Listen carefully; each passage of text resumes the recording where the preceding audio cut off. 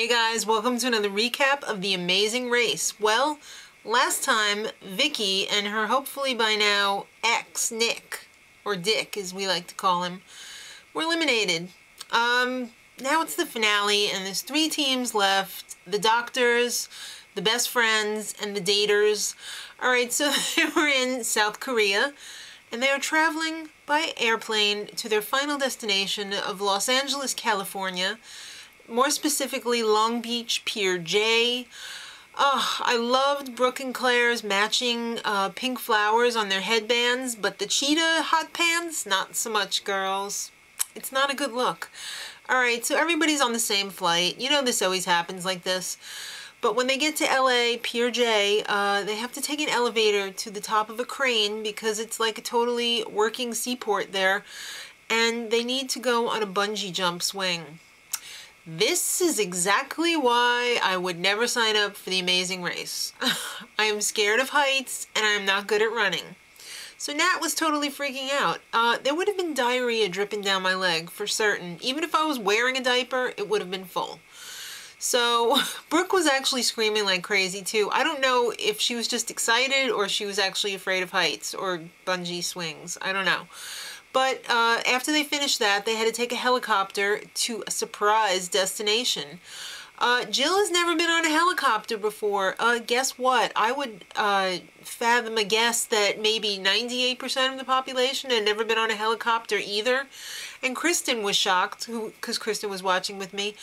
Why did no one say, helicopter driver, go faster, we're in a race? Probably because they didn't know where they were going, so, but I still would have told them, hey, could you fly a little bit faster? Alright, so they ended up at the Rose Bowl, and it's a roadblock. So one of the team members has to decorate 3 sections of Rose Bowl float. And you know the Rose Bowl rules, it all has to be flowers. So Nat did not prep her roses correctly, and she had to do it over. You had to figure out from the questions on the clue, the fill-in-the-blanks clue, that your next destination is Coyote Studios, Griffith Park, Studio 7.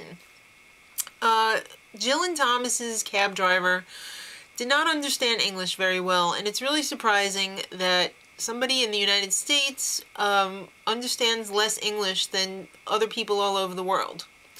This guy did not know what the internet was. He was like, Google, I have GPS. Come on. It was really unfortunate because it cost Jill and Thomas the race. Because they really had a tough time figuring out the clue. I don't even know if they did because they never showed the end for them. So when you get to Coyote Studios, Bob Eubanks was there. I didn't realize he was still alive. And he is deliciously creepy, by the way, and I've always thought that. I was waiting for him to come out with his signature make whoopee phrase, but it never happened. So he explained to everyone that you have to identify the 11 greeters from the 11 legs of the race out of like the 48 pictures that were just flashing on the screen.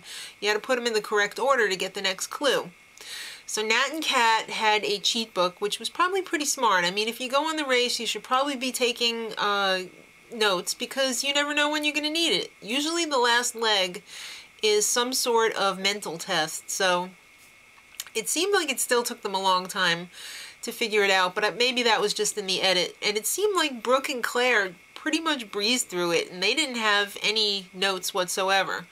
But the finish line for this leg of the race and the entire race is Greystone Mansion, and the edit was neck and neck for Nat and Kat and Brooke and Claire. You know how they love to do that, but it ended up being Nat and Kat, and they are the first all-female team to win the race ever. Well, the American race anyway.